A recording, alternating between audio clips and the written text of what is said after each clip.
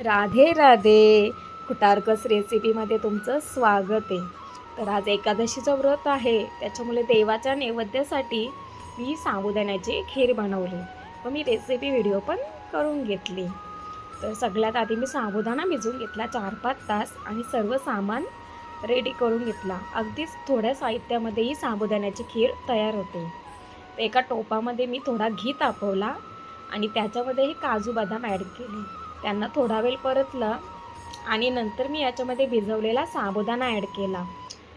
1-2 मिनटं साबुदाणा पण तुपात परतवला आणि नंतर याच्यामध्ये 2 ग्लास मी गरम दूध ॲड केला. जशी दुधाची आवश्यकता लागेल तसं आपण याच्यामध्ये दूध ॲड करू शकतो. मला मिनिमम 3.5 ग्लास तरी दूध लागले.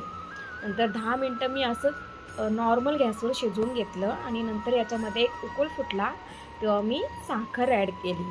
आवश्यकतेनुसार साखर ॲड करायची आणि चमच्याने सतत ढवळत राहायचं, जेणेकरून जी आपली खीर आहे ती तलाला चिपकू नये.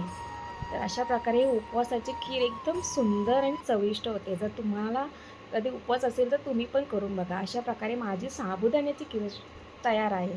जर तुम्हाला माझी रेसिपी आवडली तर माझ्या व्हिडिओला लाईक करा.